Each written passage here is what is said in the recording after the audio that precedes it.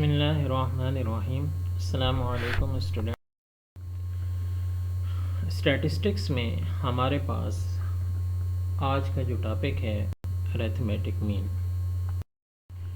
Arithmetic mean क्या है? Arithmetic mean और simple mean is the most familiar average. इसको हम सिंपल मीन भी बोलते हैं और ये बेसिकली एवरेज के कंसेप्ट में आता है। जिस तरह से हम किसी चीज़ का एवरेज निकालें या फिर हम मीन निकालें तो एक ही बात है। It is defined as the value obtained by dividing the sum of all observations. देखें, डिवीजन है, sum of all observations by their numbers पे हम जब डिवाइड करते हैं तो वो अरिथमेटिक मीन होता है। तो न्यूमेरिकली हम इसको इस तरह से लिख सकते हैं और ये हमने फार्मूले की फॉर्म में लिखा है। अगर हमारे पास calculation based on group data हो, जब हम ग्रुप डेटा से कैलकुलेट करें मीन, तो हमारे पास फार्मूला ये बन जाएगा। तो यहाँ पर अनग्रुप डेटा सिंपल हमारे पास जब डेटा हो तो उसमें से हम मीन कैसे निकालेंगे? The following data given the number of car thefts occurred in a city during the past 12 days। गुज़रे हुए 12 दिन में हमारे पास जो कार की चोरी करने की जो नंबरिंग थी वो इस तरह से है। ये हमें ये डेटा हमारे पास हो गया आ गया और इसको इसमें से हम अरिथमेटिक मीन किस तरह से फाइंड करेंगे।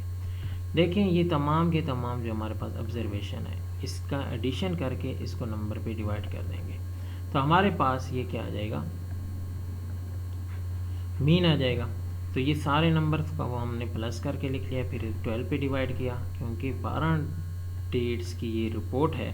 तो यहाँ पर हमारे पास जो मीन वैल्यू आई है वो एवरेज वैल्यू हमारे पास क्या आ गया? 6.75। ये हमारे पास अनग्रुप डेटा में से कैलकुलेशन। अगर हमारे पास ग्रुप डेटा हो, ग्रुप डेटा किस तरह से कि जिस तरह से ये कोई भी एक वो है हमारे पास,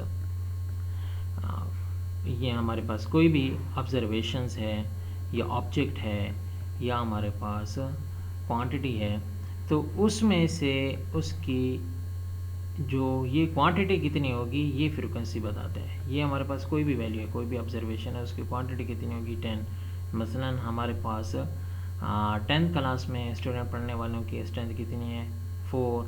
9th क्लास के पढ़ने वालों की 5। 8th क्लास के पढ़ने वालों की 95। इस तरह से हम कह सकते हैं। मसलन ये हमारे पास इस तरह से डेटा दिया हुआ है।